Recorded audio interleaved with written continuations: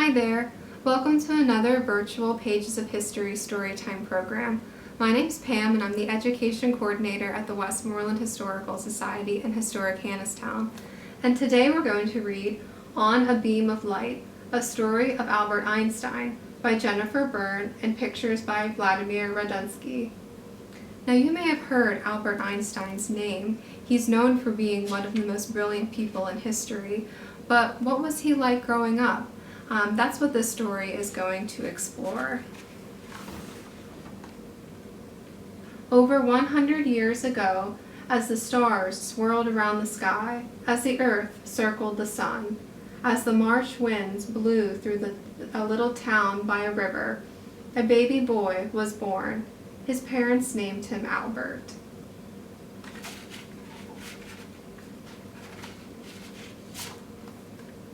Albert turned 1 year old and didn't say a word. There he is in this little carriage.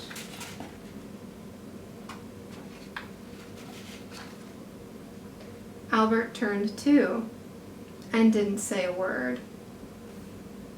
Albert turned 3 and hardly said a word at all. So he hasn't really started speaking yet, even though a lot of children at this time start speaking. He just looked around with his big, curious eyes, looked and wondered, looked and wondered. His parents worried. Little Albert was so different. Was there something wrong? But he was their baby, so they loved him, no matter what. And there are his parents saying, so different, but so dear.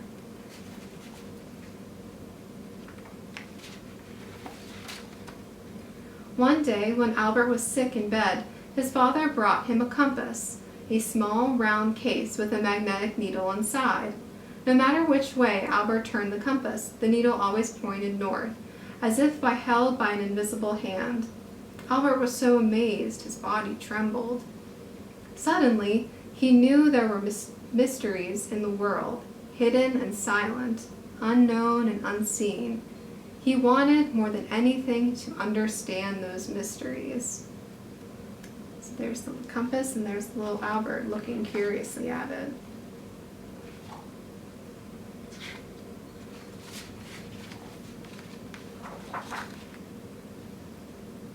Albert started asking questions.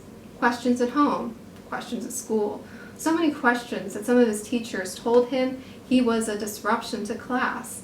They said he would never amount to anything unless he learned to behave like all the other students. There's one of his teachers scolding him.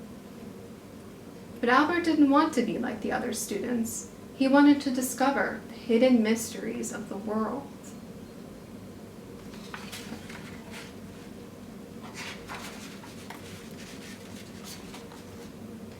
One day, as Albert was zipping through the countryside on his bicycle, he looked up at the beams of sunlight speeding from the sun to the earth. He wondered, what would it be like to ride on one of those beams? And in his mind, right then and there, Albert was no longer on his bicycle, no longer in the country road. He was racing through space on a beam of light. It was the biggest, most exciting thought Albert had ever had, and it filled his mind with questions.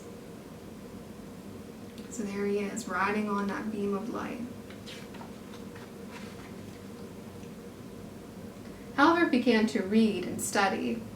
He read about light and sound, about heat and magnetism, and about gravity, the invisible force that pulls us down toward our planet and keeps the moon from floating away into outer space. So there he is, surrounded by piles of books, and he's learning about all these things. Magnetism, gravity, light, and sound.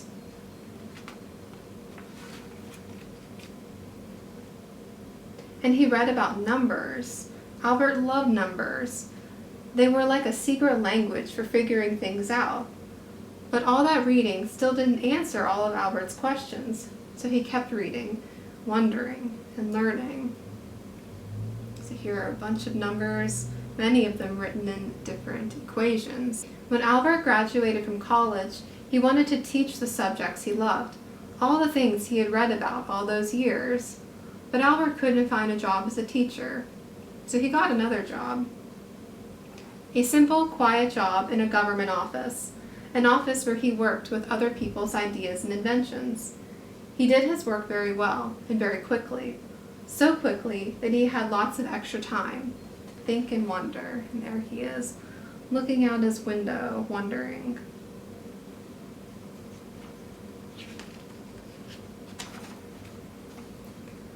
Albert watched a lump of sugar dissolve and disappear into his hot tea. How could this happen? He watched the smoke from his pipes swirl and disappear into the air. How could one thing disappear into another? So every day he's looking around and he's asking himself questions. Then he began to figure it out. He thought about the idea that everything is made out of teeny tiny moving bits of stuff, far too tiny to see. He called these little bits atoms. Some people didn't believe that atoms existed, but Albert's figuring helps prove that everything in the world is made out of atoms. Even sugar and tea, even smoke and air, even Albert and you. Even this book is made of atoms, Albert says. And here we can kind of see an illustration that's meant to show all the little dots representing teeny tiny little atoms that everything in the world is made out of. Then Albert thought about motion. He realized that everything is always moving, moving through space, moving through time. Even sound asleep, we're moving as our planet circles the sun, and our lives travel into the future. Albert saw time and space as no one ever had before. There he is sleeping. He's got all these dreams. He's thinking about all different types of things. He's thinking about people and buildings. Here's an elephant, planets, dogs and cats. There's a clock representing time. Kids on a school bus. Albert wrote down his new ideas and put them into envelopes and sent them to science magazines. The magazines printed everything Albert had sent. He hoped that scientists and professors would be interested, and they were, very interested indeed. They asked Albert to come and work with them and teach with them. For the first time in his life, people started to say, Albert is a genius. Now Albert could spend all his days doing what he loved, imagining, wondering, figuring, and thinking. So here are all the professors and scientists who read his letters explaining all the things he discovered and saying, Albert Einstein is a genius. And that's a name for somebody who is very exceptionally smart. Albert thought about very, very big things, like the size and shape of the entire universe. Albert thought about very, very small things, like what goes on inside the atoms that everything is made out of. He thought about mysterious forces like magnetism and gravity. He discovered whole new ways to understand them and how these things work. And here he's saying these things are too small to see, much too small. Even with a magnifying glass, you can't see them.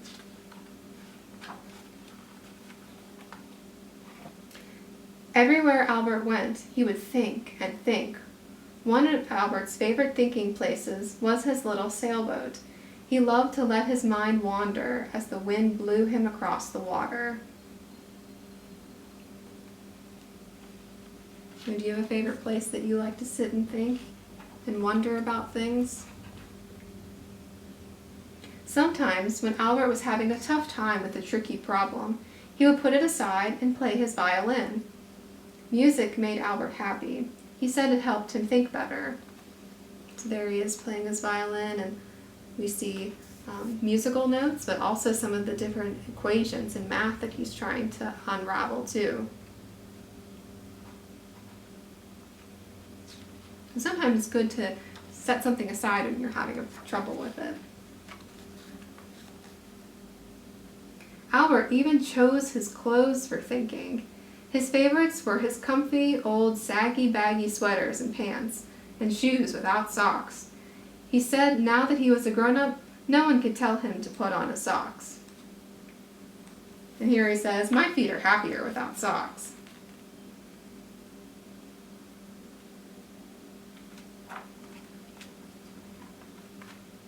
In the town where he lived, he became known for wandering around, deep in thought, sometimes eating an ice cream cone, always recognizable with his long, wild hair, which by then had become quite white.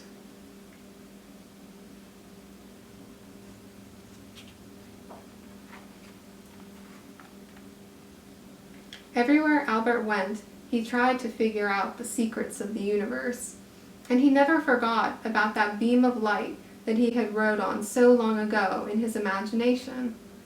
Albert figured out that no person, no thing, could ever zoom through space as fast as a beam of light. So whether you're on ice skates, or in a sailboat, a car, or a bicycle, light moves faster than anything.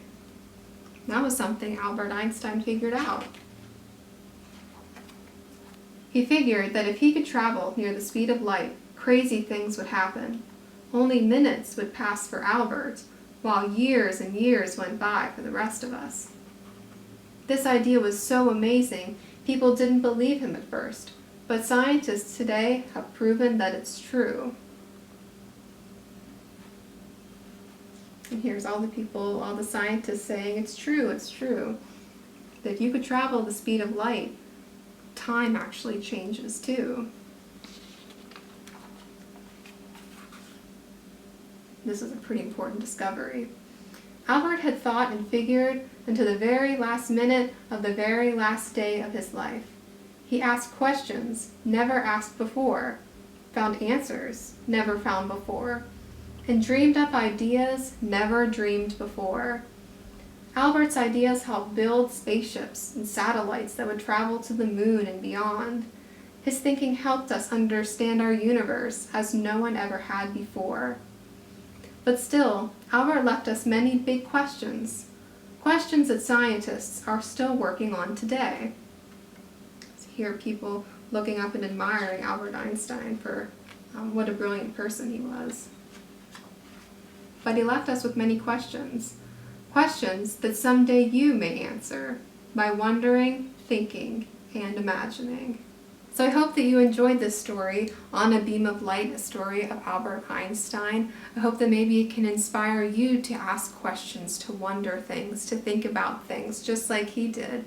Thanks again for joining us for another Pages of History Storytime program. I hope you had a nice time, and I hope to see you next week too. Bye.